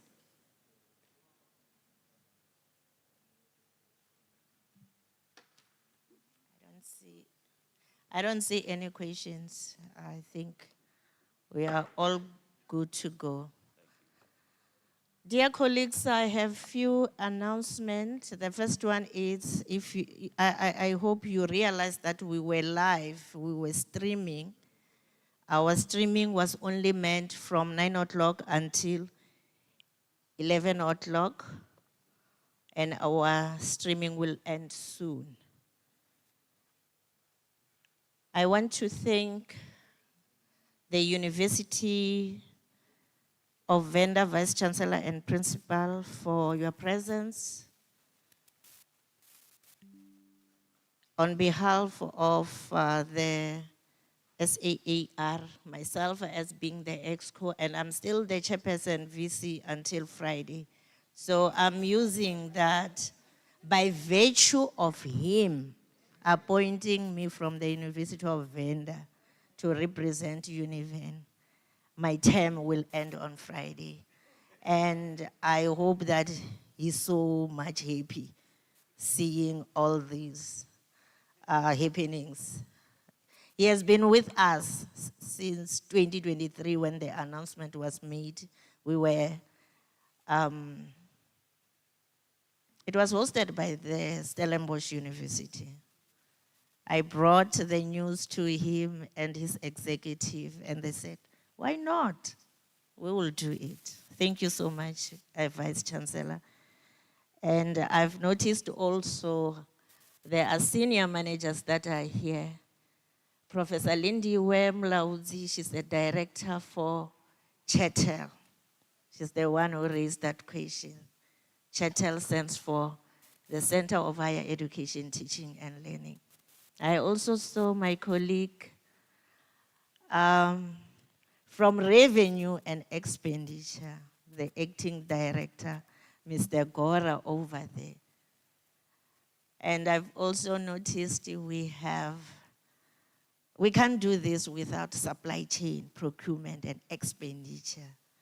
We have the director here. She's also wearing this T-shirt, Miss Beauty Mtewan. Thank you so much to our keynote speaker and also our spokesperson, Dr. Zaga. Before we end this session, I want to encourage delegates, please scan the QR code. We have the program that is updated. For example, there are changes for presenter number 18. The title has changed there, so please scan the QR code with our team outside, from our team outside. Before we go for tea, please, we allow our Vice-Chancellor and his entourage to leave the hall. That is the procedure. We are going for a photo shoot. The first photo shoot will be for the university executives that are here with the SAAIR Exco. The second photo shoot will be for the university organizing team and the University of Venda executive. And the third and last photo shoot, it is for the conference photograph session. The weather is favorable. We will go out where the bus is, and I realize we have been sitting long. Let's walk. Yesterday we walked. Here in Toyando we walk. So we will go out. We pass the bus. There's a beautiful glass house. Our photo sessions will be held there. Our Univen marketing team is ready for us for that photo shoot. Then we come back for the next session of our parallel session. For those parallel sessions, each chair, please lead our delegates which rooms. Already you are aware which rooms we are using. We have this plenary. We have the 2 rooms outside. So please, the session chairs lead the procession. Our Vice-Chancellor has other commitments. Therefore, he won't be available with us throughout the day, but he appreciates your presence. Thank you so much, colleagues. We may go out for the photo shoot. Let's allow the Vice-Chancellor and his entourage colleagues to usher him out, then we proceed for our photo shoot. Thank you so much.